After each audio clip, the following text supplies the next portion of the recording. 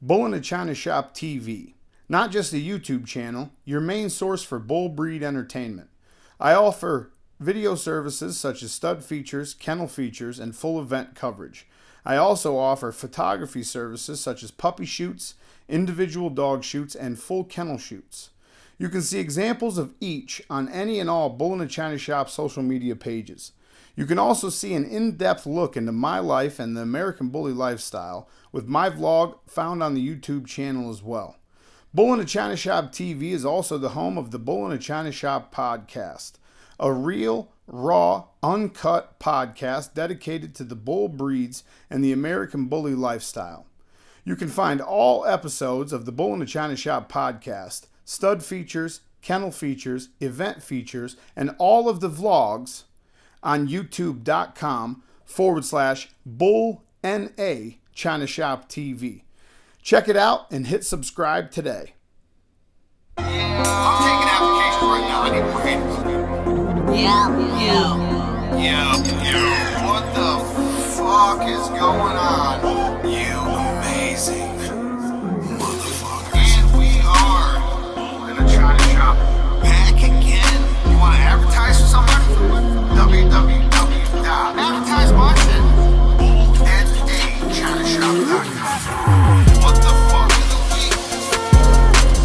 Stop taking fucking pictures of the public. We're gonna be hosted by yours truly, Todd Lonely.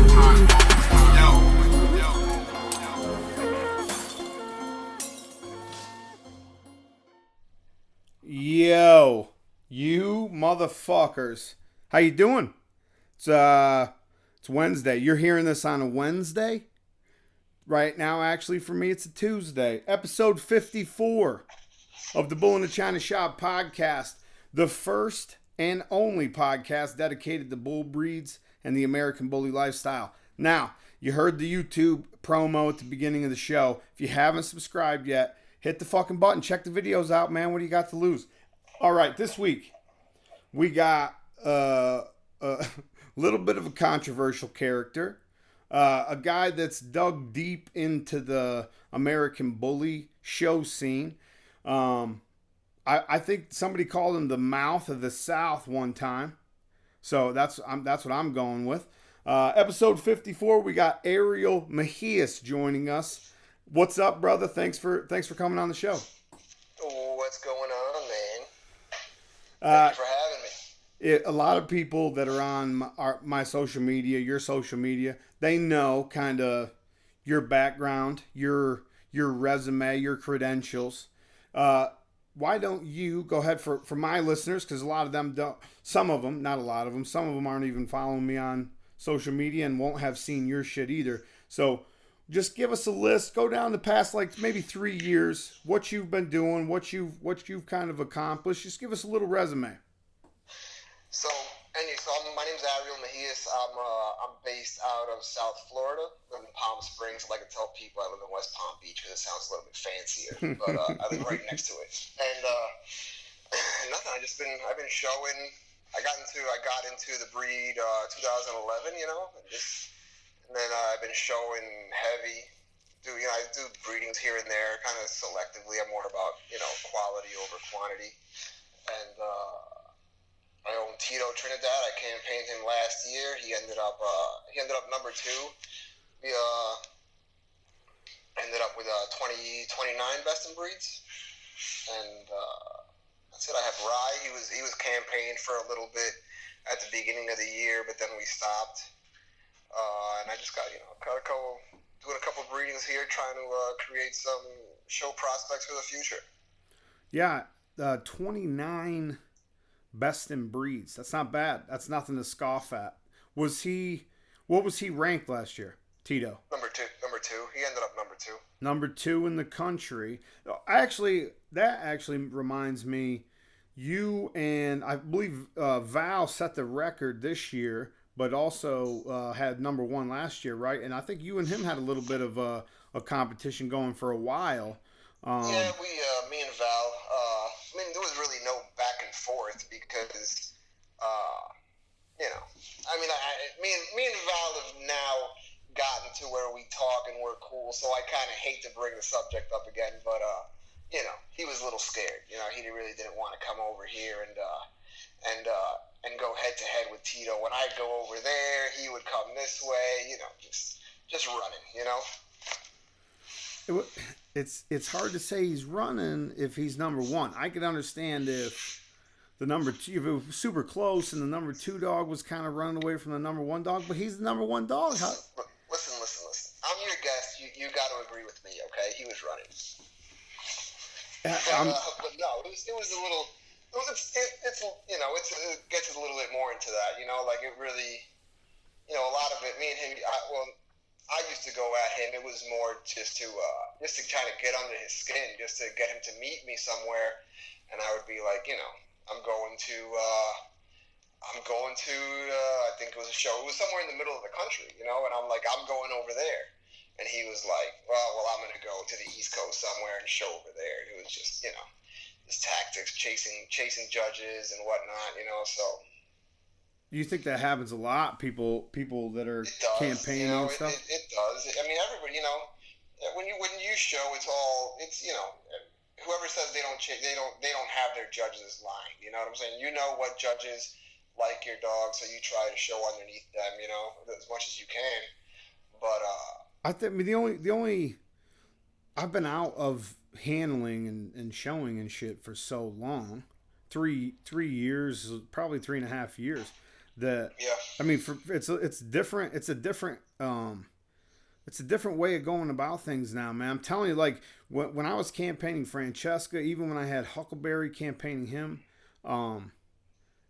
there was no. I just went to the shows that I thought was going to have the biggest turnout and the best competition, because the goal at the end of the day was still networking and marketing and trying to get your name out there and the most eyes on your dogs. You know what I mean? Yeah. So I never understood that. Like I never got into that. It's the same way, but I think there's still a little bit more. There's a little bit of science behind it. When you're trying to campaign for number 1. I mean, Well, like that back when that infamous or not infamous that picture of Stax, Big Papa, Francesca, Bistro all in the ring together. Back then, I mean, those guys, we were just going after. Rob Lee literally came to the East Coast to bring this shit to us. Well, you know what I mean? I think Rob was in a situation that he had to, because number 1 is Papa didn't go out west. Papa stayed generally East Coast, South, towards the middle. So and he was behind, and Papa was dominating over here. So he had to come over here and try and put a stop to him, and that we all see how that turned out. That didn't work out so well for him. Yeah, it was. I know it was heartbreaking for Rob, but that shit was entertaining as fuck for the rest of us, man. Watching those guys bang it out. Rob would take 3 on the West Coast, and Papa would take 3 on the East Coast, and then Rob would come out here, and they would split for the day, and then you know what I mean. It was just like crazy competition, and then you had Francesca in the middle of the shit. Sometimes Stax would show up, sometimes another dog, Wolverine, would show up and give everybody problems. But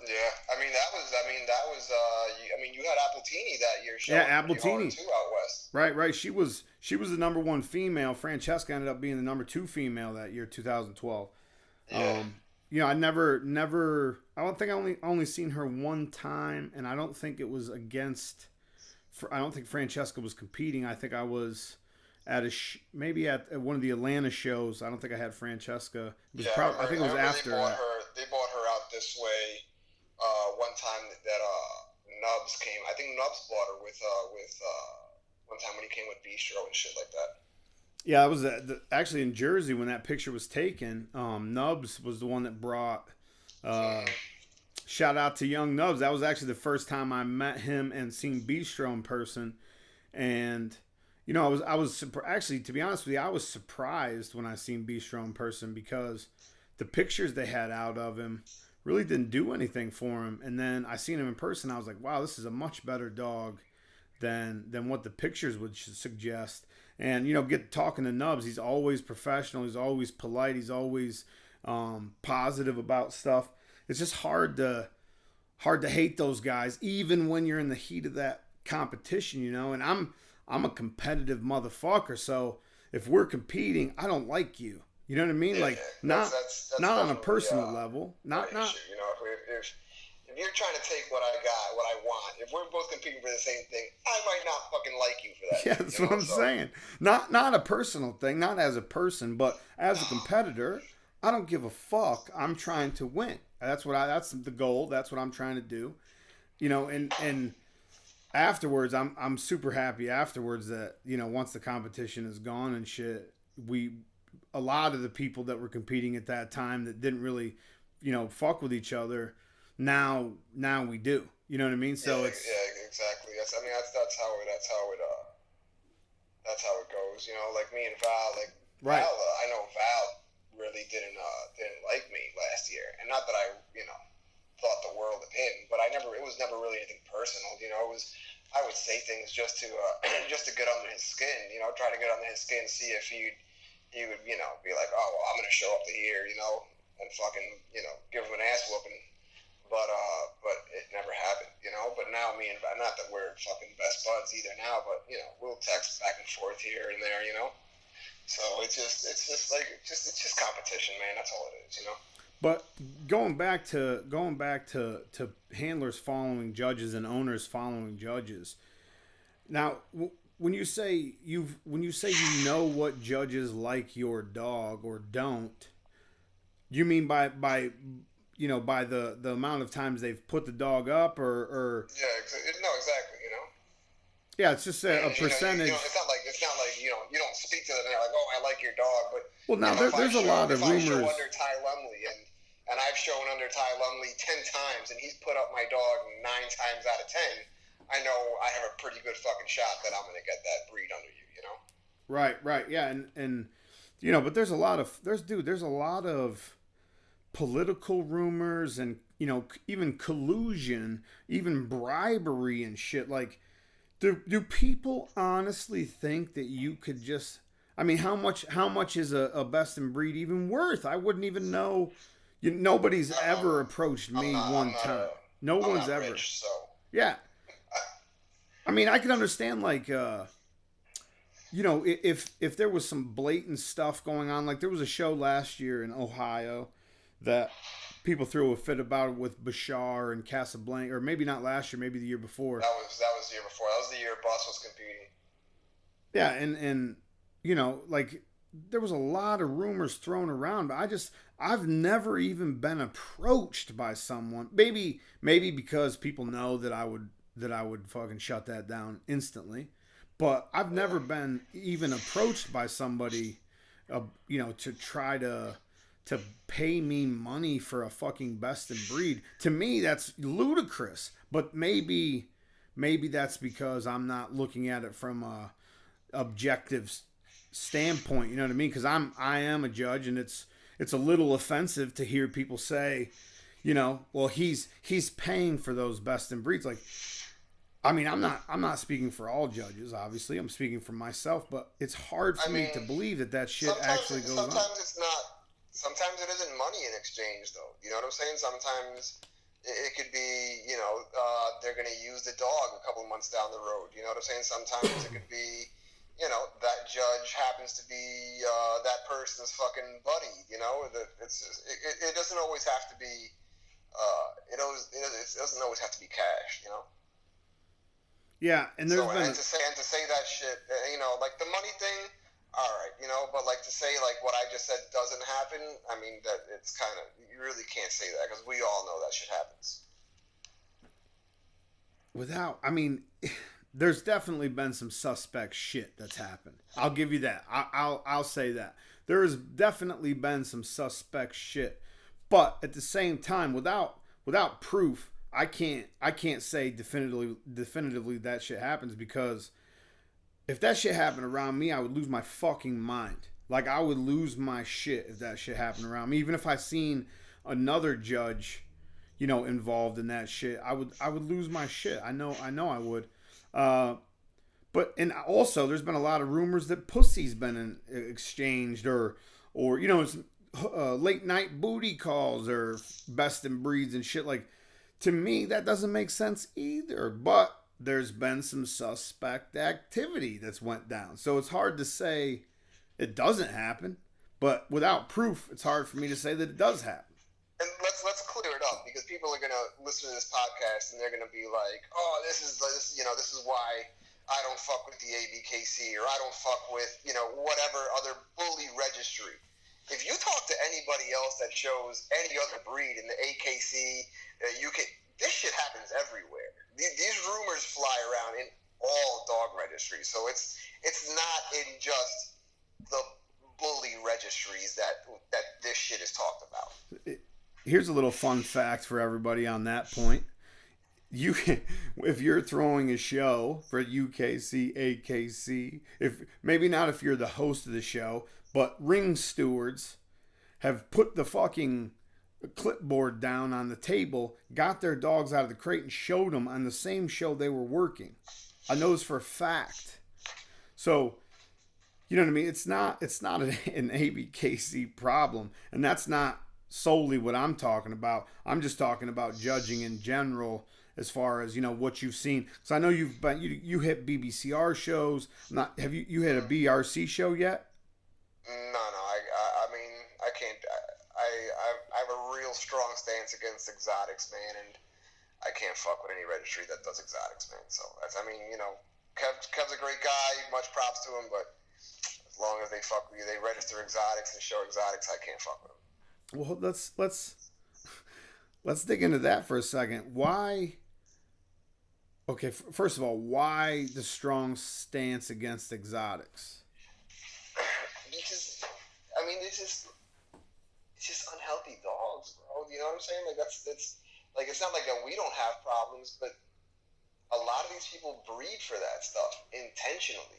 So yeah, I have seen that. I'm from Florida, from South Florida. South Florida is super, super heavy in with the exotics. I used to go to these little meet and greets down here, and a lot of these people, I'd be like, "Yo, that dog's elbows is fucked up," and it's not like, "Oh, the dog's a little bit out at the elbows." Like, that dog is walking and his elbows are popping out of the sockets. Like, that's an issue, but that's what they breed for. They breed for that, they call it the freaky look, and it's not really a freaky look. It's a deformed look.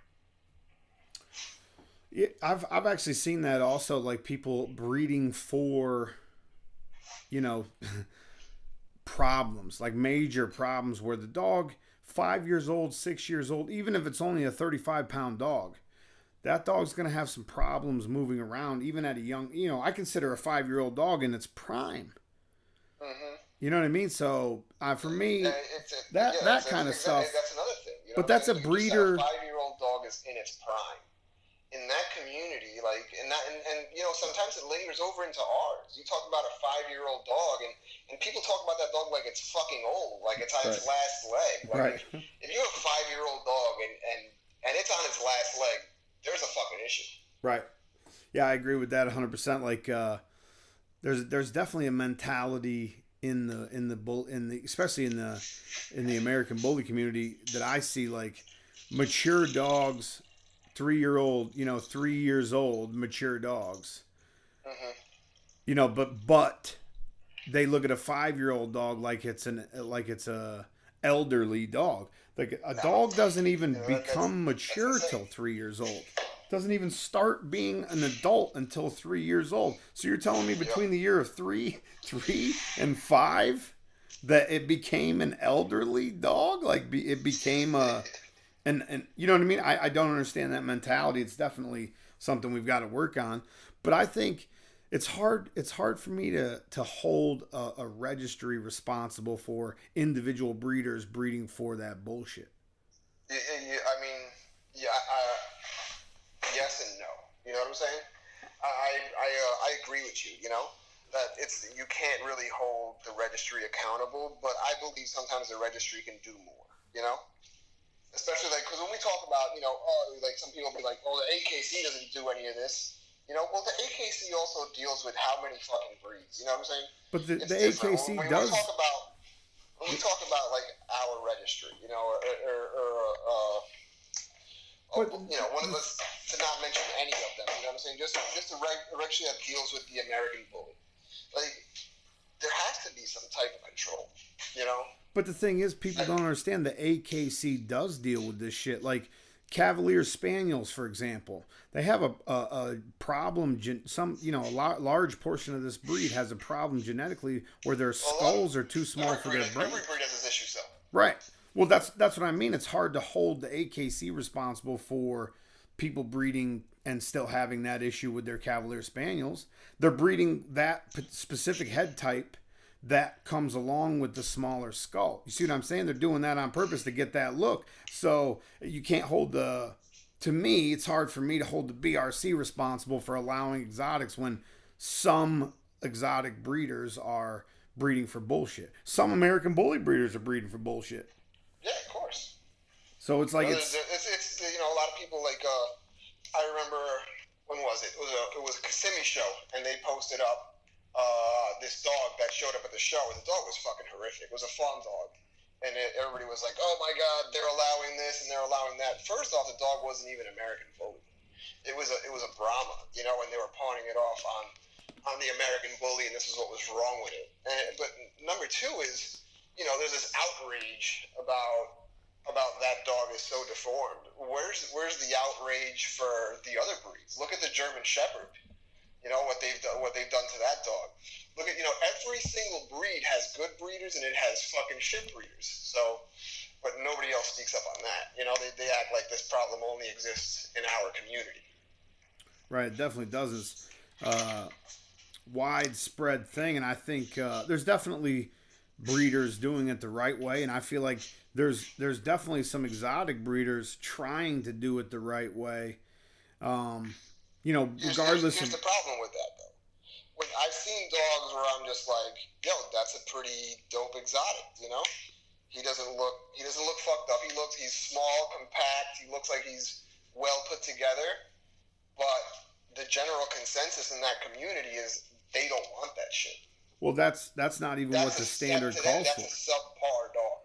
Right. Well, that's not even what their standard calls for. Their standard actually calls for a bowed front. So yeah, exactly. Yep. You know, anything I that haven't has... read it, but I spoke with one of the judges over there, and they said like that they basically like the standard almost calls for fucking elbow dysplasia. I have it. I've read the BRC exotic standard and the IBKC USBR exotic standard. I've read them both. They're both pretty similar. It calls for a dog that specifically, it says, does not look like an American Bully.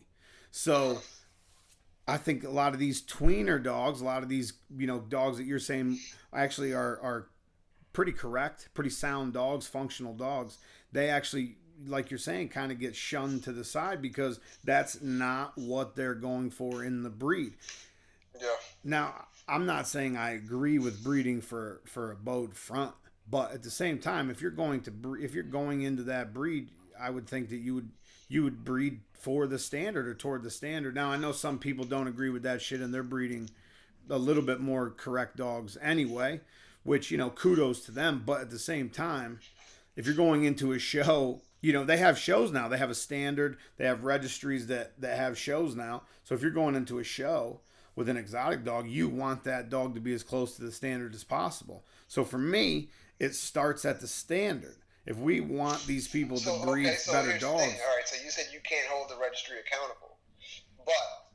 That would be one part you can hold them accountable. If you can't hold the registry accountable, and these people want to show up to a show and be able to compete with their dog and have a chance at winning, who is setting the standard? It's the registry. So that's the registry's issue. Right. No, I definitely agree on that. That's one area where you definitely do hold the registry responsible. I think that's where it starts. Honestly, I think that's but at the same time, this is our opinion. You know, the people that started that breed, the registries that founded that breed, the people behind that breed, they obviously have a different opinion on it, and they're breeding for a dog that doesn't look like an American Bully. My biggest issue is the separation. If you're breeding for a dog that's Yeah, not an exactly. American A bully, lot of these don't people call it a still, bully. when you look and they'll fly under the American bully flag, and that's, like, to me, listen, man, like, you know what, dude, I don't have to agree with what you're doing. You can do whatever the fuck you want to do. I don't care. It's my choice to support her or not. I choose not to Right. support it. As long as you don't call that shit an American bully, I have no fucking issue with it. But at the same time, I'm not going to go put my dog in the same ring as one of those dogs. I mean, you got to be able to. And that's just me. You know what Yeah, I'm saying? no, you got to be able to respect that. That's my personal opinion. That's how I choose to go about it. I don't push that on anybody else. Anybody else can do whatever they want. That's just me. That's my personal take on it. Yeah, and it's one thing to have a stance on something. It's another thing to be able to articulate why you have that stance. You got to be able to respect the guy that has an opinion, stands behind it, and explains it. Like, if you have good reasons behind it, who the fuck can argue with you? Honestly. Yeah. I want to get back to the 29 best of breeds with Tito. Last year when you were competing, what do you think the biggest obstacle was as far as getting the dog in front of enough people to have those best of breeds? I had to travel a lot. A lot of people, for a while the rumor was like, oh, Ariel doesn't travel. Ariel lives in fucking West Palm Beach. You know what I'm saying? It takes me 5 hours just to get out of the state. So the closest shows to me, we had a couple. Like this year, we had a lot more shows in Florida than we did last year. So when I was going to shows, it was 8 hours. It was an 8-hour trip. At minimum, just to get to Atlanta, to go to Tennessee was like 12 hours, so it was just a lot of fucking hours on the road. And then what I do for work is I work for AT&T, and I install DirecTV and Uverse and all that shit, so I only get one weekend off a month. So a lot of these weekends I was using up vacation time just to be able to get to the show. So once I burned up all my vacation time, that was really the obstacle for me, just to be able to get on the road, with having burned through all my vacation time and all that. Right, and that's something that I say all the time. These people have heard me preach all the time about, if you are not prepared to live the highway life, it's going to be tough for you to be successful doing dogs. It's going to be difficult for you. It's an uphill battle. When you come down to campaigning a dog, you're on the road a lot. Well, even campaigning. A lot of that has to do with location. Some people, if you're in a location where shows are a lot closer to you, more frequently, you're definitely at an advantage. Yeah, no doubt about it. But not even campaigning. For number one, just doing things the right way, as far as breeding, as far as getting out, seeing dogs, expanding your knowledge, tuning your eye into what the breed is and what it should be. Like, if you're going to do that the right way, you're going to spend a lot of fucking time on the road. If you're going to live the dog man lifestyle, quote unquote, dog woman lifestyle, to be politically correct, or actually, you should say probably dog fluid lifestyle also.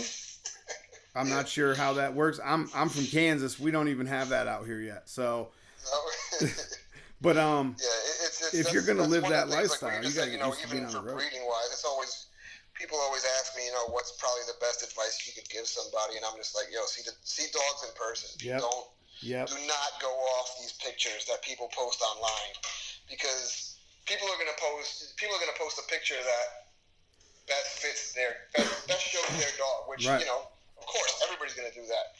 But if you really want to see what that dog is, you have to see it in person, because there's so many tricks with camera angles, and people, people give you these side shots, and the dogs are fucking squatting, or and they've taught the dog how to squat, all different types of tricks, that, and when you think you're breeding to something, but you're really not, So that's my thing is, go out and see these dogs in person, Yeah, even if the photographer is not doing any tricks, you're only seeing a 2-dimensional image of that animal. No matter how many fucking angles, or, you know what I mean? Even if it's a video, you're still only seeing a two-dimensional image of that fucking animal. If you want to see the animal for what it is, if you want to really know what that dog is, you need to go put hands on that motherfucker. That's the bottom line. And if you're gonna do that, you're gonna spend a lot of time on the highway. If you're gonna travel to a lot of shows and market and promote and advertise and show and campaign, you're gonna spend a lot more time on the highway. So that's something I say all the time. That's a big obstacle for a lot of people. Like you're saying, you work a 9 to 5. You know what I mean? For people that have a 9 to 5 and try to do this on a serious level, it's tough, man. That shit gets overwhelming. Oh yeah, dude. I mean, sometimes in order to save some vacation time, I'd work Friday and I'd leave for a show after work. So I'd get home. I'd get home probably 6 o'clock. Take a shower. Throw my bag in the truck and pack up the dogs, whatever dogs I was taking, and hit the road. So I wouldn't be on the road till 7. Then I got a 10-hour, 11-hour trip ahead of me. That's rough, man. Especially after a day of work. Yeah, it's being in Kansas. I'm kind of in this similar situation you are. I have to drive 8 hours to get anywhere as far as the show goes. I think the closest, there's been a couple Kansas shows lately, which is really nice. Oklahoma City's about 8 hours from me. St. Louis about 6 hours. That's probably the closest. Chicago 8 hours. I'm pretty much 8 hours from anywhere that there's a show, unless it's in Kansas. So I spend so much, even just to go to the fucking airport. I spend 2 hours one way to get there. So you live in the middle of fucking nowhere. That's a little bit of a unique situation. I do live in the middle of nowhere, but unless your goal, and this is fine if this is your goal, if your goal is just to be a regional name and a regional breeder and be somebody that people can rely on to get quality dogs from and quality puppies from in your region, that's you're not going to spend as much time on the road, and if that's your goal, that's fine. There's nothing wrong with that. Right. Every individual can operate within their means. Right. So. And I think that's what's so great about this shit that we do. No matter whatever you want to put into it's what you're going to get back out of it. Whatever time you can afford to give to the dogs and the lifestyle, that's what you're going to get back out of it. So if your goal is to be a regional name, a regional household name, that's fine. That's a great goal. You can definitely accomplish that. It's not going to be necessary to travel as much as we're talking about. Campaigning a number one dog, though, you're going to have to step outside of your region. Yeah, of course. I mean, you have to show. In order unless there's really nobody else pushing for it, if there's somebody else that's really pushing for it, you're going to be on the road at least 3 out of 4 weekends every month.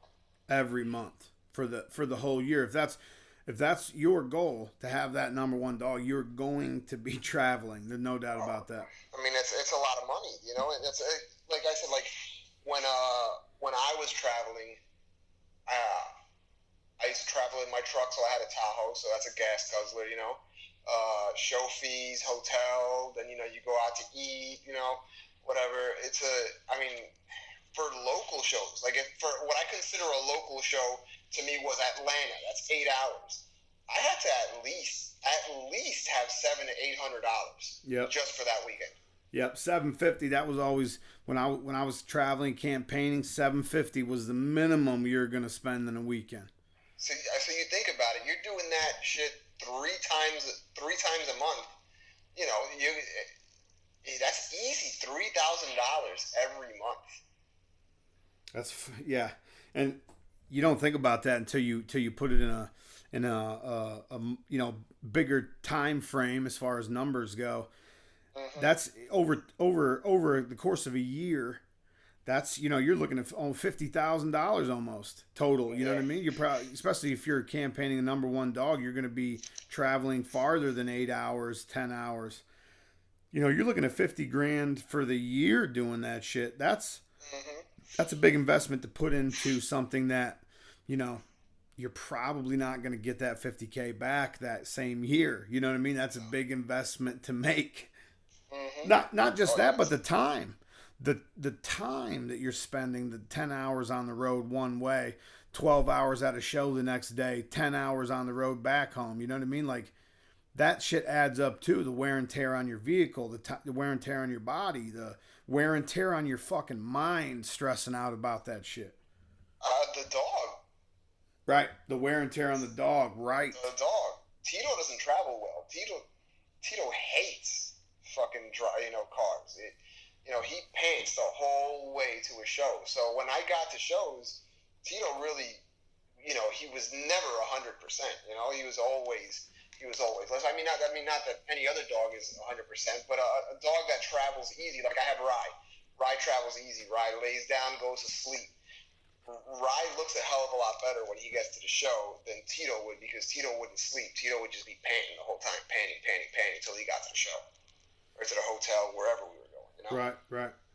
What would you do? I mean, what would you do for that? I have a couple of tricks too, but I always like to hear from other people. Like, what do you do for that?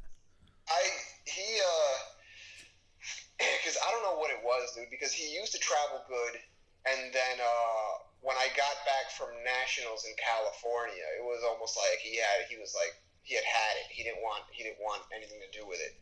So I put him in a crate. He used to just travel in the front seat or in the back seat, and I was like, one day I was like, maybe he'll feel a little bit safer in a crate, So I put him in a crate, and it cut down. He would still pant a little bit, but it was definitely way better than anything else.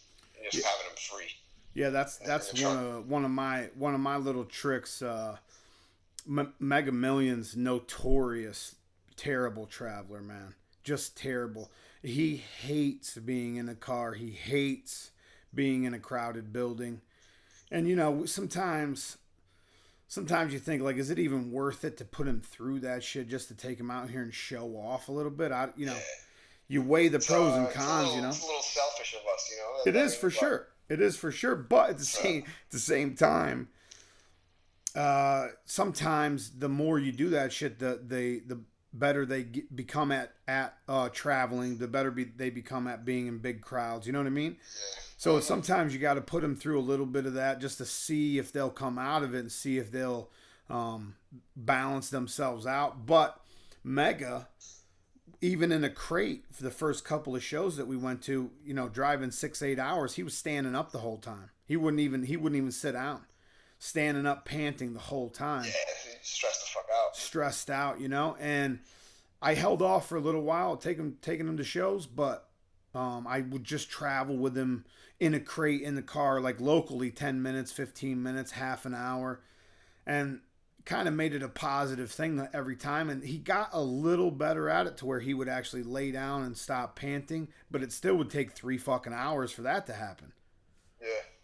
But another trick that I have is putting, like, I don't really put like dog beds in crates for my dogs, but I'll put like a blanket in there. If I know I'm going to a show, I'll put a blanket in there for like the week before I'm going, and then let them travel with that blanket. That seems to help calm them down a lot. Yeah, I always put when I'm traveling, I always have a blanket in there for them, and not even just for the comfort. It's more sometimes like I use the wire crates, so I don't they. Sometimes you're getting off on you're getting off of the highway, and you're going 45 while you're getting off. The fuckers be sliding all over the place inside the crate, Right. So the blanket just gives them a little bit more security. Yeah, that smell, I put it in there the week before, the whole week, leave it in there, and that just them having that smell, because I have a couple of dogs that stay out at night when they sleep, but I have 5 dogs in the house, so a couple of them are sleeping crates also. So, yeah. Just them going in that and smelling that blanket even when they're traveling, I think helps a lot, man. I think that helps calm them down a lot. But that was something that I had problems with a lot, because I don't travel, or I used to not travel a lot. It was sporadic, and Francesca, I got spoiled with Francesca because she's the best. I mean, she doesn't get phased by anything. Shit don't stress her out. You know, she would eat on the road for the most part. So I got spoiled with her, and then some of these other dogs with the stress, I just had to figure out little tips and tricks to try to calm them the fuck down before we got to shows, man. Yeah, I usually, whatever dog that I'm showing, if I'm showing, like when I was showing Tito Heavy, like he was 100% raw. So like whenever I went on the road, I just take I take a chub or two with me in a freezer with ice, and then I guess he never really wouldn't eat. I think he never turns down the raw.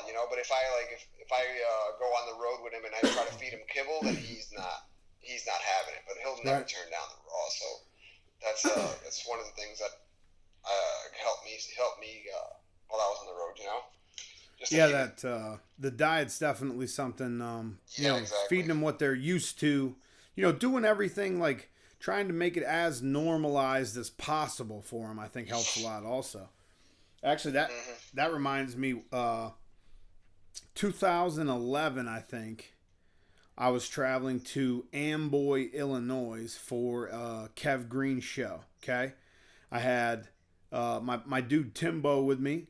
Shout out to Timbo from the Bully Domain. It was Upstate Edge back then, but the Bully Domain now. We used to ride everywhere, but I had my dude Timbo with me.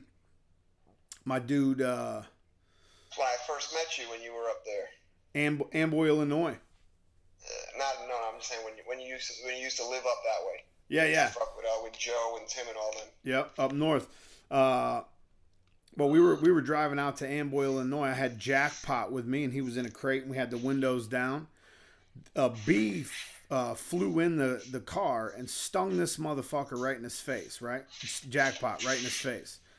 So his whole face swells up like 3 times the size of normal. Like, I was worried about him having problems breathing and shit. His face was so swollen.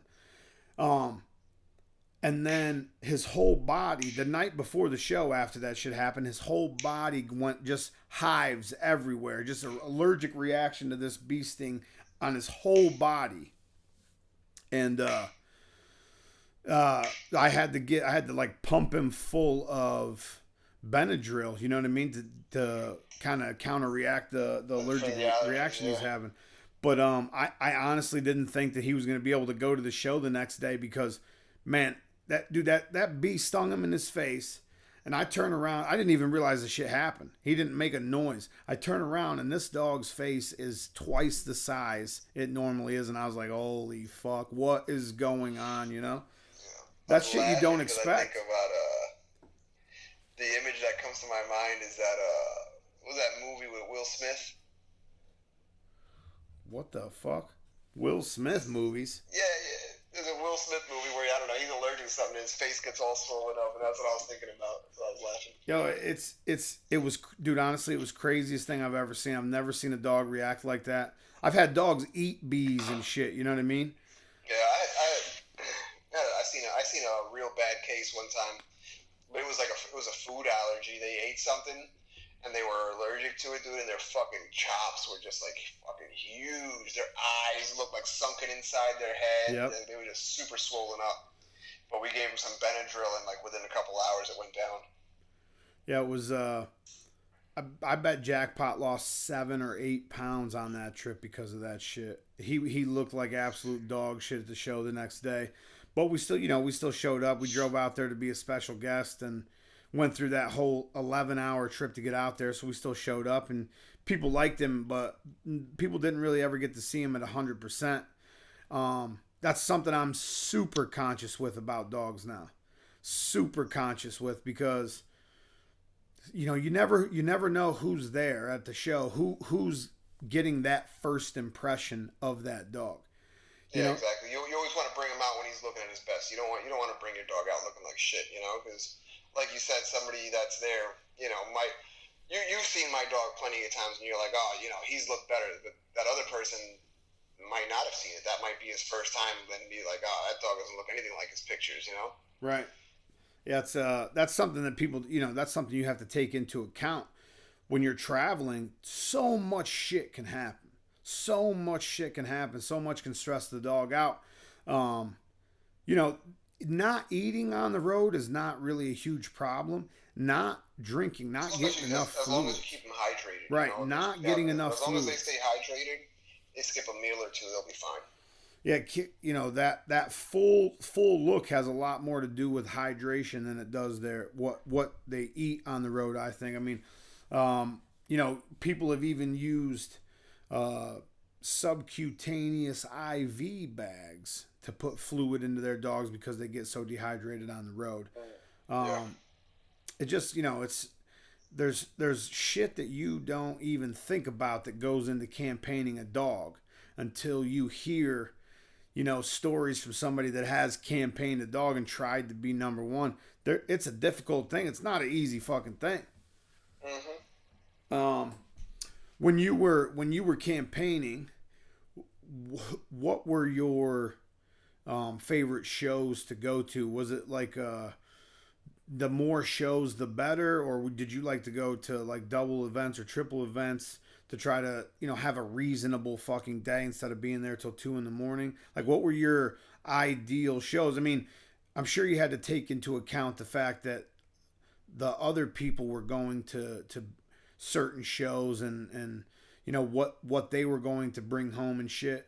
But did you take that into account, how many shows were in a weekend, and like best bang for your buck? Should I go here with 3 shows, or should I go up here for 2 days with 5 shows? Did that come into play? If you have a, you know, if there was you know, if there was a 4 show. I mean, if there was a Florida show, I always went to the Florida show because it's just convenient, you know. But you know, if there was like a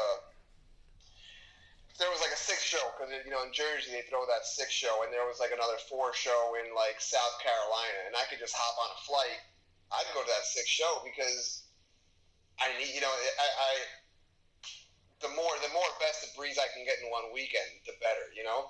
But ultimately, I always like to go to shows where I knew there was going to be a lot of competition. You know, I never wanted to be that person that they said, oh, he goes to the small shows to get his wins. No, I wanted to compete against big dogs. I competed against every single dog that year that was on the top 10, other than Mufasa. Mufasa was the only dog that I never stepped foot in the ring with up until nationals. But every dog from 3, 4, 5, 6, 7, those are all dogs that I competed with, all dogs that I beat.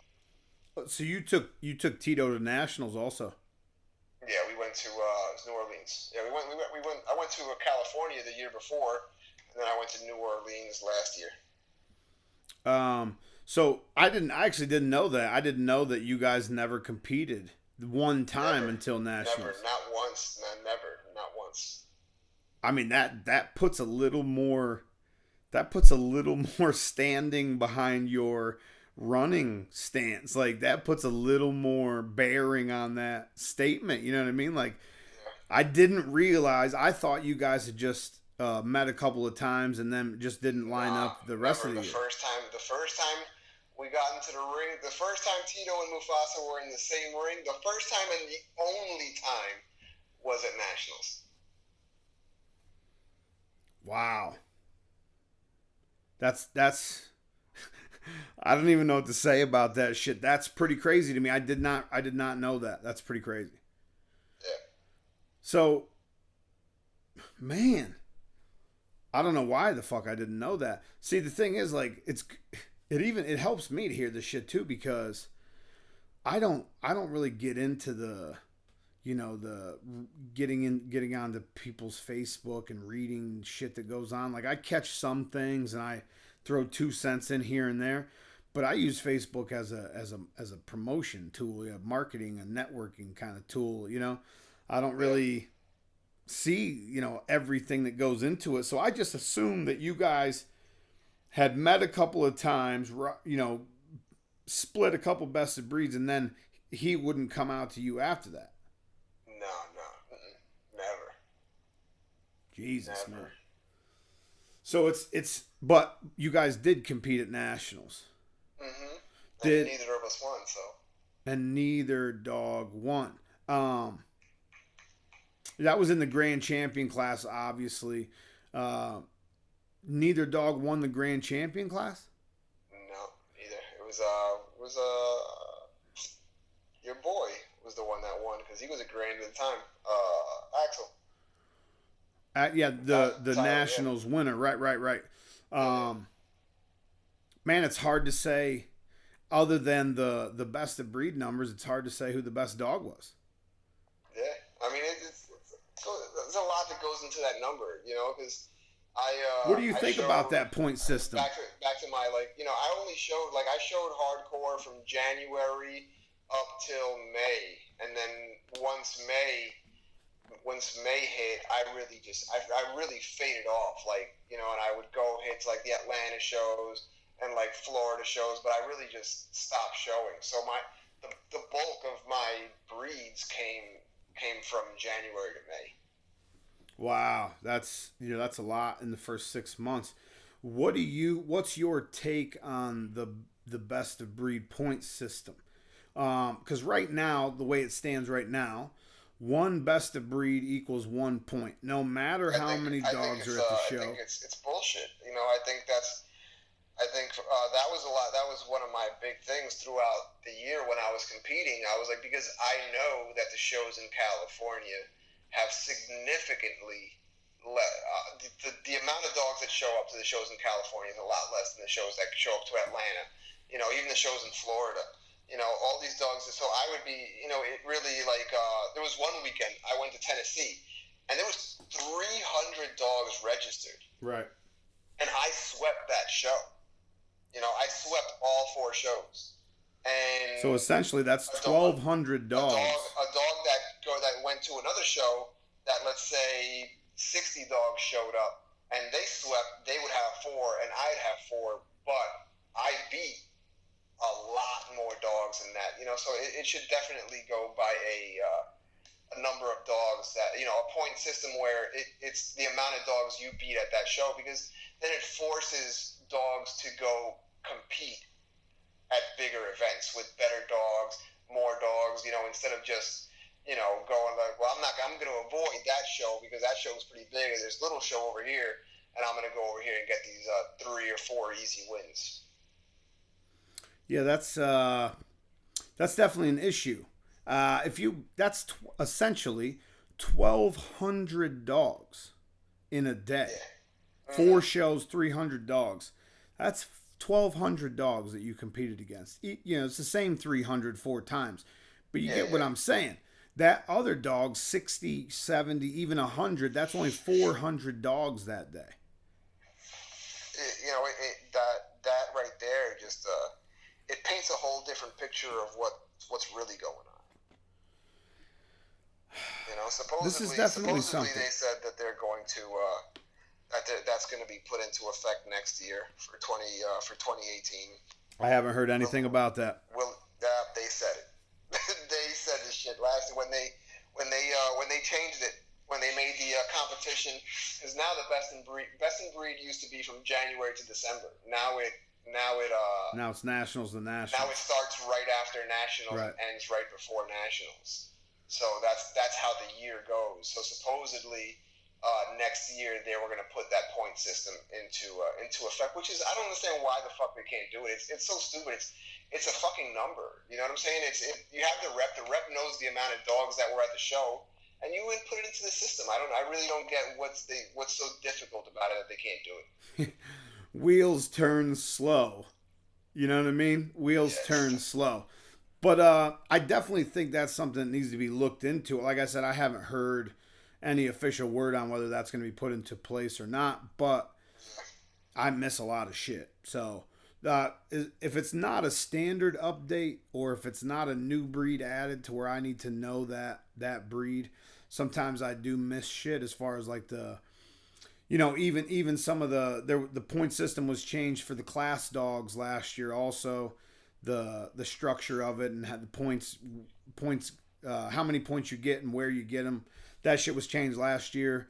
I'm glad they sent me an email about it, or I probably would have missed that also. So I haven't heard official word on it, but I think it's definitely something that needs to be looked into, because it it can be.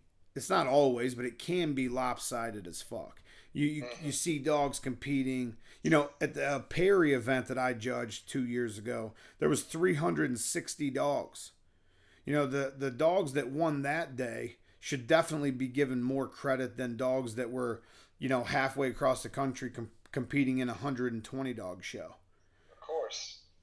That's just my opinion on it. Obviously, I have no pull as far as the policies and regulations go. I have no pull as far as that goes. But I think that's something that all registries need to look into. One best of breed equals 1 point. That kind of system might have worked when all the shows across the country were kind of the same size because there was only 10 a year. That shit worked then. Right now, I'm not so sure it's working. No, definitely not. And that's not taking anything away from Mufasa's record. That's not taking anything away from Mufasa. It's people. I get asked that question. Do you Val got the dog out there every weekend. He did travel. He came out here. He came out to Maryland a couple times. Yeah, he put in a lot of miles. Put in a lot of work. He put a lot of miles. He put a lot of miles, and a lot of times him and his handler. So it's just so I give him. I do have respect for him in that aspect. But the whole never really wanting to go heads up with me, that always, not now, I'm over it, you know what I'm saying, but that's what had a little sour taste in my mouth. It was entertaining as fuck, I'll tell you. For me, the shit that I did catch in the exchanges, it was entertaining as fuck for me. Which I think that's good. That's good for the sports, good for the competition. Have that banter and have that dialogue back and forth, as long as it doesn't get disrespectful. Yeah, exactly. As long as it's all in the spirit of competition. Sometimes it gets out of hand. Sometimes that shit gets, people get wild and that shit gets out of hand. But yeah, not taking anything away from Val or Mufasa. That's congratulations. Shout out to Val Macedo and the whole team out there, the whole WBA. Congratulations on that. That record's gonna be hard to beat, man. It is. I think it was. I'm not sure if he hit 70 or if he was 60 something, but I think 71. I think 71. Was it 71? I think 71 in 1 year. That's fucking tough, insane. And we got to check that. Like, Somebody check my my numbers on that. Don't quote me. I think 71 in 1 year. That's fucking insane. Yeah, it's tough, especially in the American Bully, where you have to, some of these other breeds that compete in the ABKC, it's a little easier because a lot of the times if you have a really good dog, you show up and you compete against 4 or 5 other dogs, if that sometimes. Right. So the breed is pretty much a fucking gimme. But in the American Bully, where there's always a lot of fucking dogs, that's definitely tough to get, a number like that. Now I haven't judged in the U.S. at all this year. Turned down probably 25 jobs. I haven't seen what's in the ring this year, but from what I was seeing the end of last year, the Frenchie competition was really ramping up. The English Bulldog competition was really ramping up. There's a few nice Bull Terriers floating around the country. There's a rumors of some really good oldies coming out of a few different places. So I'm super excited to see what shows up in Chicago in November. I haven't seen a lot of oldies this year. And last year's oldie was pretty hot. This year I haven't seen a whole lot. Well, there was a big drama and controversy over the standard, over some changes that were made in the middle of the year without anybody being notified. Supposedly it was a typo error. Shit wasn't supposed to be changed. I have no idea what it actually was, but I think that probably had a lot to do with it. Put a sour taste in a lot of people's mouth. Yeah, I remember last year. It was always a decent amount of oldies at the shows, and this year has been like super dead for the oldies. So okay, so what are your thoughts? What's your take on? We all can see it. We all can see the numbers taking a dip all across the country in every registry. What do you think is the cause of that shit, and what do you think we're going to be able to do about getting the numbers back up? What aren't people doing? I think a lot of it shows on the host. A lot of it falls on the host. It's become basically, you have these hosts, and who are they advertising? Like before, like you used to get a lot of general, just general admission. People that didn't have dogs, people that weren't showing, and just came out to see these dogs, and that's gone, but it's gone because they don't advertise anymore. You don't see, you don't hear, you don't have anybody passing out little 8x10 flyers around the area. You don't put nobody's putting up just any type, maybe a little ad in the radio, something like that. There used to be fucking billboards on the highway. Event page, and we're inviting all the breeders. Right. And that's it. There used to be billboards along the fucking highway before shows. There used to be digital screens advertising the show a month before the show at that venue. You know what I mean? Mm-hmm. Radio spots, local news spots. Facebook now, the amount of people you can reach on social media is fucking crazy if you just put the money behind it. But they're not investing in what they're doing. You see, if you have a page, you could promote. Like I say, I'm throwing a show in Palm Springs. I get a flyer. I put it up on my La Cima Bullies page, and I can promote. I can pay $100. Whatever amount. Whatever amount. 60,000 people in the Palm Beach County area. Right. Or however in Southern Florida area. I can make it to where that ad pops up on everybody in that, friends and their friends, or people with the same interests. Like you said, like comes back into like the tags.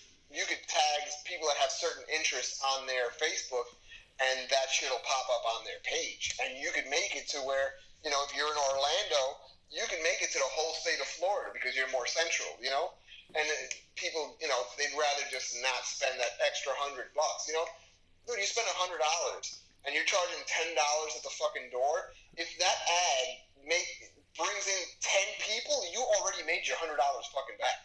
Right, and even if those people walk in, walk around, and walk right back out the fucking building, you're getting your money back spent.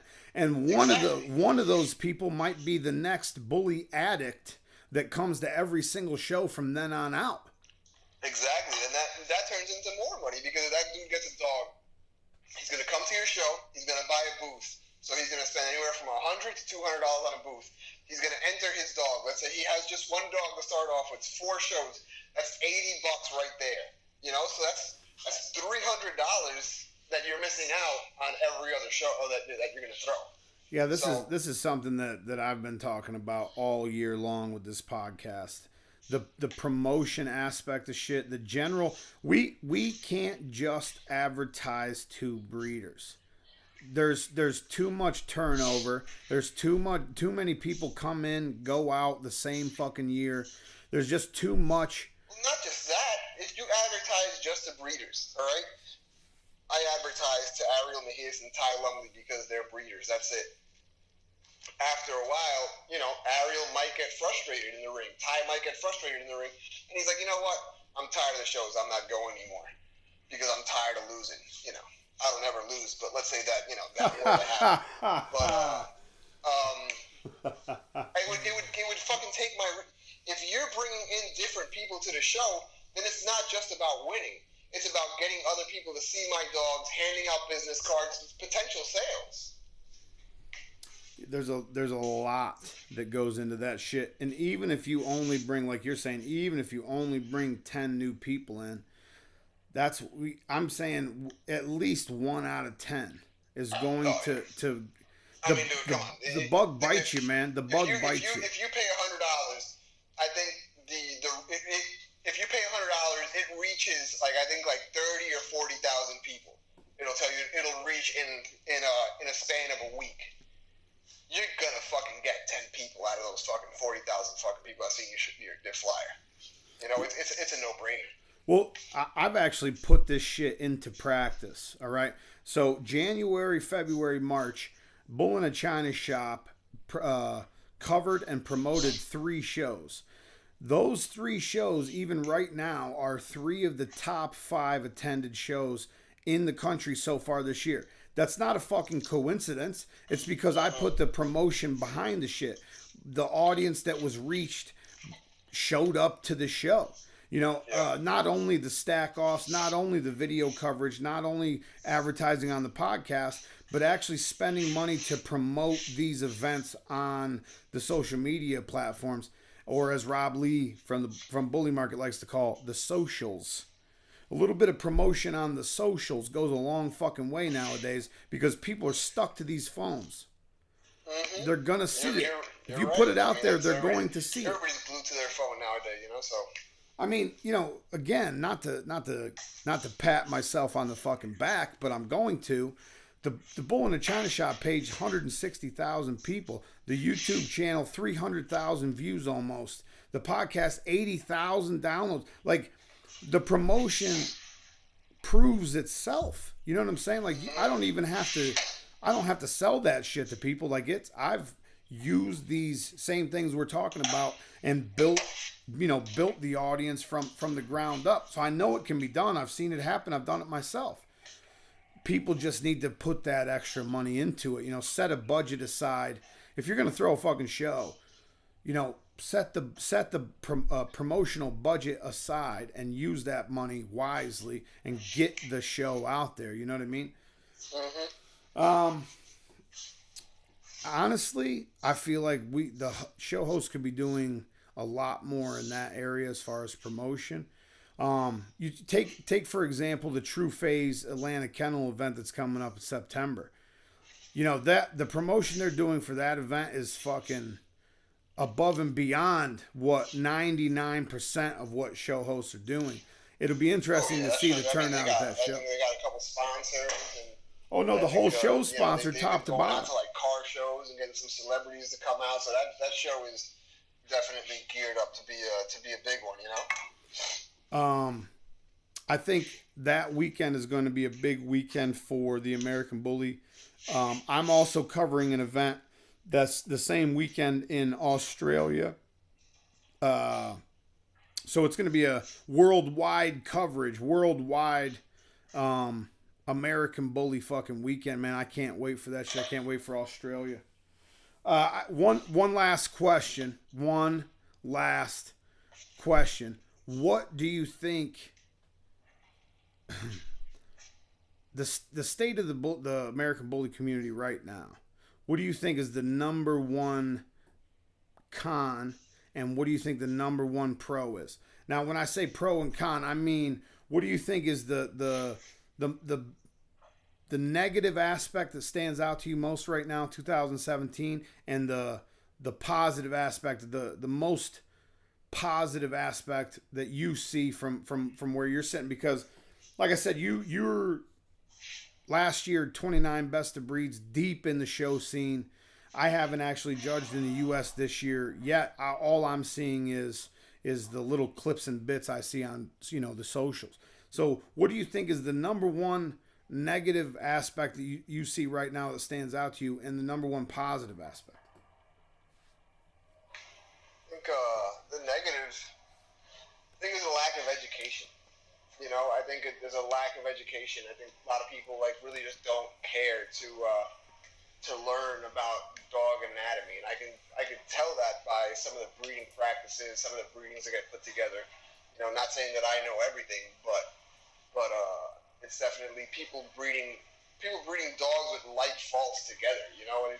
And the ancestors have the fault, and it's just expecting better results. I think a lot of people sacrifice structure for bone and mass, and that's where a lot of people get me confused. A lot of people be like, oh, Ariel likes a certain type of dog. No, Ariel likes a big bully fucking dog, but I'm not willing to sacrifice the structural soundness in exchange for that. No dog's ever going to be perfect, but I've seen dogs that are fucked up from front to back, and people go crazy about them because they're fucking so bully and their bone is so big and this and that. But the dog's a fucking cripple, So that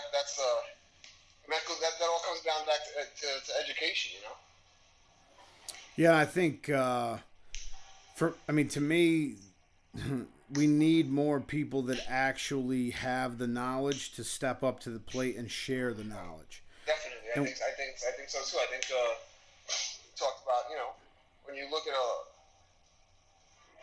lot of these judges, sometimes the shit they say, I'm just like, what are you talking about? That's wrong. No, I can remember getting responses like back in the day when I was handling, like I would ask certain judges, what can I do better? What's going on with the dog? You know what I mean? Like why is he not winning? And yeah. you get bullshit smoke blown up your ass left and right, and it's just like. And sometimes it's not even fucking smoke. Look, a perfect example. Like, so I went to a show a couple weeks ago. I'm not going to throw any names out there, but so I was competing, and it was it was 3 grands. Me and the other dude lost, and the judge. I don't ask judges why I lost. I'm past that. If I win, great. If I lose, great. But so the judge comes up to us, and it's me and the owner of the other dog, and he was like, man, you guys clearly had the better dogs, but that other dog, I don't know, he just has these big shoulders and his rear, and he's like, yeah, he's not perfect, his movement is not the greatest, he paddles, and he paddles with his fronts, and he's cow-hocked in the rear, and he has real restricted movement, but just his muscle is really impressive. And I was like, what the fuck? Like, you just come over here and told us that we clearly have the better dogs, but there's something about that other dog. I was like, and I was like, dude, whatever, man. Go away. So it's just like stupid fucking shit like that. It just shows me, like, it makes weird. me not even want to show under that judge anymore, because that's clear. You clearly don't know what the fuck you're talking about. Well, it's weird to me for someone to volunteer that to you. You know what I mean? Like, if you asked him, that might have been him or her. Who knows? But it's crazy. Like, you couldn't, like, and the word selection. You too clearly have the better dogs. Okay, so if we clearly have the better dogs, why didn't one of our dogs win? Yeah, that's the stuff that it's difficult. It's difficult for me because I take the shit so seriously, and I have such a passion for trying to help people understand, their stock and how to improve it for the future. Because when you're in the ring, when you're a judge for a conformation show, you're essentially picking the dogs that are should be bred for the next generation. You're evaluating the future breeding stock. Okay, so when people say that to you, how is that? First of all, how is that an acceptable statement? Second, how is that helping you progress? How is that helping you move forward in your program or with your dog in any way? Like, what is the point of a statement like that? I just don't understand it. And it fires me up because I know we have so many quality judges. We have so many good people standing in that ring making decisions that other people wouldn't have the balls to make. And then we have, I don't know. Every bushel's got a bad apple, I guess. But at the same time, it makes every judge look terrible. And I hate to say that we're all lumped in one basket, but we are. I mean, that's the harsh reality of it. We all are lumped into one big fucking basket. And when somebody makes a statement like that, essentially it reflects on everybody. It reflects bad on all of you, It's tough for me, man. It's super tough for me. And I'm a pretty vocal guy. I'm pretty vocal about how I feel, whether things are right or wrong. And some people like that shit, some people don't. My thing is, if we say we're gonna do shit the right way, then we ought to be doing shit the right way. Yeah, I always, I just like, if you're gonna set a standard, for like the registry wise, if you're gonna set a standard and you're gonna do this, and these are your rules, follow them. You know what I'm saying? That's it.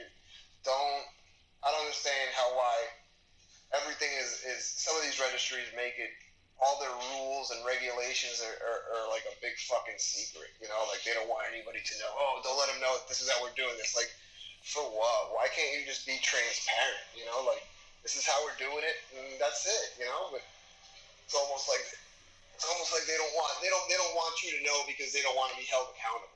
They don't want you. They don't want to be held to their own standard. It's a difficult situation for a guy like me to be in. To be honest with you, it's you know, and I'm dug into this shit deep. You know what I mean? This is what I do. I mean, I live and breathe and eat and sleep dog. I mean, this is what I do. So it's a difficult situation for me to be in when I see things that I don't agree with. And did you just drop your phone in a blender? Is that what just happened? No, man, I was putting ice in a cup. You just dropped your phone in a fucking blender right in the middle of my podcast. That's what you did.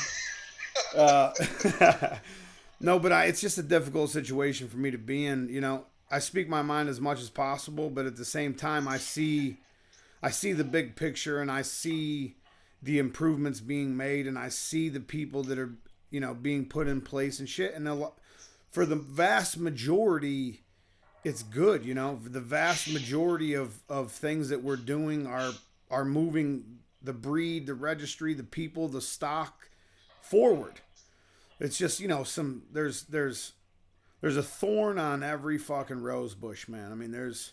Yeah, I talked with some people that have been around longer than me, you know, and they've been around. They were around for the things and the Kamalis and the hefts and shit like that. And you know, we have some of these people that are just stuck. You know what I'm saying? Oh, the dogs were this and that. Like, but they say, like, you know, they say that the good dogs of today are better than the good dogs of yesterday. So we're obviously doing something right, you know? Right, and how I judge where the breed is itself is by the at the end of the year, the top 10 dogs, the dog that wins nationals, the dog that wins the grand champion class at nationals, the dog that wins champion class at nationals, the best of winners at nationals, and the overall grand champion classes in general. Like, I look at the grand champion classes, the winners of, you know, at nationals, and the top 10. That tells you where the breed is, how it's progressing. You can't look at every individual dog that shows up at a fucking show. There's going to be turds in every building. Oh yeah, you got people flipping out over I mean, you know, granted, shit could be done a little bit different, you know, but you know, some people flip out over a first place ribbon in a 1 to 2 pocket class and don't look at the fucking dog that's, you know, that's out there sweeping shows or winning lots of best in breeds, and that's a fucking quality animal. You know, you shouldn't look at that dog. You know, the dogs that you should be looking at to what the breed is are those dogs, the dogs that are constantly winning breeds, constantly winning shows. You know. Yeah, and you know, you have been probably one of the most vocal people as far as judging, you know, how the state of shows have been, you know, the just overall state of shit. You've been one of the most vocal guys, so it's good to hear your stance on that shit. What do you think is the most positive aspect right now? I think we kind of hit on it. You know, I think they're I think the bad crowd outweighs the good, but the good people are really good. They're people that really want to bring the breed forward, who want to educate themselves, who want to learn about the American Bully, you know, all the breeds that pretty much were used to make the Bully, you know, and it's just so, but it's just like right now I think the good is really good, but I think we're a big community, man. When you look at, I think the American Bully, I don't know this for a fact, but I think there's more American Bully breeders, you know, quote unquote breeders, than there is in any other fucking breed. You know, and so it's hard. You know, I think it used to be American Pit Bull Terrier breeders outweigh the good people, so it's a little uphill battle. You know. Yeah, it used to be American Pit Bull Terrier breeders. Everyone bred American Pit Bull Terriers. It used to be, I think you're spot on though. I think the American Bully's definitely taken over that spot. It's one of the most popular breeds on the fucking planet. And that's at the same time, that's a good thing and it's a bad thing because there's so many breeders that you really. I always like to say that to establish a breed there has to be a level of control. There has to be a Hitler, that says this is what the breed is, this is what we're going to do, this is what we're not going to do. And when the breed is spread so big, so fast, that it's kind of hard to implement that control, as to what goes down. I can't believe you just said the word Hitler on my show. Hey, man, Yo, that's totally the clickbait title for tomorrow morning, bro. If it was for me, we take all those classics and put them all in the gas chamber. But I'm pretty sure I'll get some heat for that one.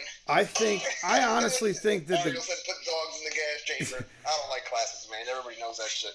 I think there's a place for quality classics. The problem is there's not. I think this is my thing about the classic is I think if you have a classic dog and it brings something to a program, great. I think the classic has no place in the ring. I think the classic is not a representation of what the American Bully should be. The American Bully is supposed to be a dog of substance, and that's not what the classic is. So I think when you give that dog a stage at a show, it's a misrepresentation of what the breed is. So no exotics, no classics. Classics. If it was up to Ariel, the classics would just be off the list. Like I was saying, I think classics do have a place, but there's not a lot of good ones rolling around. You know what I mean? There really isn't. It's the same thing with the XLs. When's the last time you've seen a good XL? I actually seen a really nice XL in the Bahamas this weekend that won my best. Great. That's one dog. My best in show. Ratios here. You know what I'm saying? How often you're like, whoa, that's a really nice XL. Hey, motherfucker, you asked me when the last time I seen a nice XL was. It was actually yesterday. So, but I think that we definitely have some stuff to improve on, but at the same time, there has never been a better time for the American Bully in its history. I don't care what the old heads say. I don't care what people that are stuck in 2000 say. There has never been a better time than right now for the American Bully. There's people out here doing things with this breed that we never thought were possible to do. It's as far as a monetary situation, as far as global popularity, as far as the quality of dogs that are consistently winning these shows and these events. There's never been a better time than right now, and that's no disrespect to anybody that's come before. The whole goal is to progress. The whole goal is to get better. So I'm not being disrespectful to any. I mean, there has been some legendary animals come through these rings. What I'm saying right now is overall, there has never been a better time to be involved in the American Bully. There is not ever in its history, and I think we just got to continue doing what we're doing. A lot of people have a problem with you being as vocal as you are. I don't. I think it breeds thought. I think it forces people to think about things, even though sometimes you do go over the top. Over the top for me is not a bad thing. I don't mind over the top sometimes. So I think we just keep doing what we're doing, keep trying to educate these people. I did think maybe over the top a couple of times when you were talking about not showing anymore and this and that. But I think that was more of an emotional reaction, you know? Yeah, I think it was. You just be pissed off, right. Be pissed off at the time, Right. And, like I've always said, like, here's the thing. We deal with the organization we deal in is not a proactive organization. It's a reactive organization. They, unless somebody creates, unless somebody throws a fucking, let's say, whatever, let's call it, somebody throws a hissy fit, you know what I'm saying? I was trying not to say it. I was trying not to say it. Anything to better unless people speak the fuck up. I've always said that the organization that's with everything. is not proactive. It is reactive. So it needs that motherfucker with a loud mouth to say shit. Well, I mean, if that's how you justify it, so you can sleep at night, that's fine. I have no problem with that. Cool. That's what I'm going with. No, I mean, like I said, I have no issue with people speaking out. I think it definitely makes wheels turn, man. I mean, it definitely gets people thinking at the very least. And I don't care what you think about me. I don't care what you think about, the registries. Just think about something. Have an original thought. You know what I'm saying? Put your brain to use. I think it's a good thing, man. So keep doing. I think we just keep doing what we're doing, trying to educate these people, trying to get quality animals in front of them, and hopefully the needle keeps rising. Hopefully we keep setting the bar every year higher and higher. For sure. But that's 90 minutes right there, brother. Damn, it's been 90 minutes already? Yeah, it's crazy. I know it goes by like, especially when you're having a good conversation, it goes by so fast. Where can go feed my puppies again? Yeah, congratulations on that big papa litter also.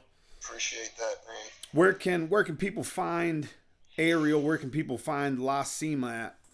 So my Facebook page is just like that, La Cima.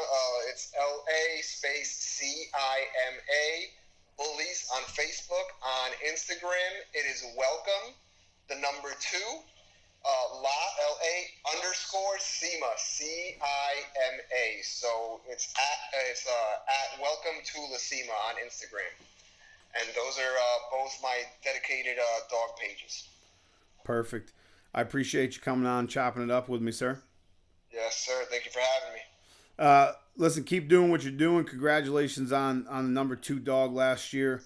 Tito's also, from what I see, producing quality animals also, so you can't really ask too much out of a stud. So keep doing what you're doing, sir. I appreciate you being on the show. All right, homie. Talk to you later. See ya.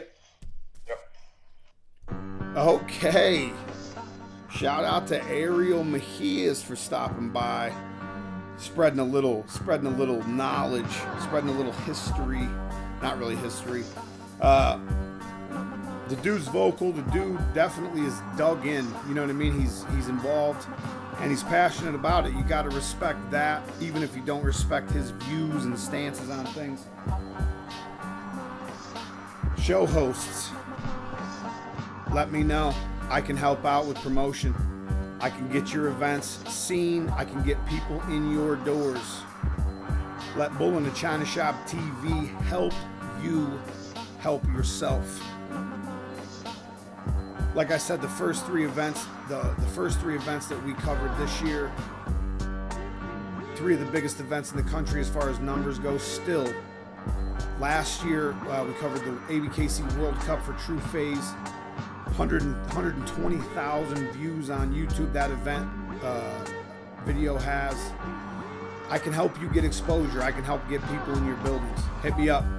realtylumley@gmail.com. I want to say thank you, a special thank you to everybody in the Bahamas that came to the show yesterday. That was Monday, August 7th. Shout out to everybody that was there. Shout out to the winners. Congratulations. The love, the appreciation, the thirst for knowledge down there. I love it. I appreciate all you guys. I appreciate the host. Shout out to Corey. Shout out to Marvin. I appreciate you guys. I'm definitely gonna put out a little clip of the show and stuff. A little bit of a clip on the vlog. There will be a vlog coming out hopefully tomorrow. I just got home, so hopefully the podcast and the vlog from the Bahamas will both be out Wednesday. I'm working on that. I'm actually, as soon as I hit stop on this recorder, I'm going to work on that video. So it's going to be a long night for me. Upcoming events. Right now, I have September 9th, ABKC World Cup, Atlanta, or I'm sorry, ABKC World Cup 3, I believe. in Atlanta. It's going to be huge. It's going to be a huge fucking show. If you're in the United States and you are not planning to go to the World Cup in Atlanta, make plans. September 9th, make plans to be in Atlanta. September 10th, if you're listening from Australia, September 10th, ABKC Australia. I'll have info on the venue, the address, the town, all that on next week's show. But September 10th, mark your calendars. Everyone in Australia needs to be at this event. We're going to do a Bull-NA-ChinaShop meet and greet with a Q&A, question and answer the night before. If you have any questions about American Bullies, Bull-NA-ChinaShop, ABKC, any other questions in general, be there. Ask them in person. We'll be doing a podcast from Australia also. Looking forward to all that. I'll see you guys September 10th. After that, I have nothing in October right now. November 11th, Nationals, Chicago, Navy Pier. Be there. Nationals, ABKC Nationals, Navy Pier, November 11th. As always, the Bull-NA-ChinaShop Podcast is brought to you by Bull-NA-ChinaShop.com. Any and all episodes of the Bull-NA-ChinaShop Podcast can be found on Bull-NA-ChinaShop.com/blog. Hit the blog page. The newest episode will be at the top of the page. The farther you scroll down the page, the farther back in the episode catalog you go. All the way down to number 1. If you want to just hang out, watch some videos, check out Bull-NA-ChinaShop.com on the homepage, or Bull-NA-ChinaShop TV on YouTube. That's youtube.com/Bull-NA-ChinaShop TV. Bull-NA-ChinaShop.com. We're also brought to you by the Bully Embassy. The Bully Embassy is a elite group of owners, breeders, handlers, and judges from around the world. We are one of the most sought after groups in the bull breed community. We have some of the best bull breed dogs on the planet. You can find us at your next event. Just look for the Bully Embassy tent, or visit the Bully Embassy on Facebook, or www.thebullyembassy.com. I don't know why I'm saying www. You don't even have to type that shit in anymore. Just type in thebullyembassy.com and it'll take you there. Or Bull-NA-ChinaShop.com, it'll take you there. Okay, as I said before, if you have not subscribed to Bull-NA-ChinaShop TV on YouTube yet, go there, watch some videos, hit the like button if you like it, leave me a comment if you want to say something, hit the subscribe button if you want to see more, okay? I don't care if you just want to tell me to fuck myself, leave a comment. Any criticisms, good criticism, I want to hear from everybody. Check my videos out, let me know what you think. Social media, you can find us on Facebook at Bull-NA-ChinaShop.com, Instagram at Bull-NA-ChinaShop Podcast, Twitter, Bull-ChinaShop Thai, Snapchat, Bull-NA-ChinaShop, and like I said, YouTube, Bull-NA-ChinaShop TV. I love this shit, man. I love this life. I love what I do. I love talking to people that I don't normally get to have conversations with. I love this show. I love every motherfucker listening to this show. Even if you hate me, I love you for listening. I love your faces. I'll see you motherfuckers on Saturday. I got a little surprise for you motherfuckers on Saturday. We're going to switch things up a little bit. Once again, see you next week. I swear to God. I'm going to be hosted by yours truly, Ty Longley. www.Bull-NA-ChinaShop.com. You amazing motherfuckers. And we are back again. Ooh, I think I just maxed the mic out.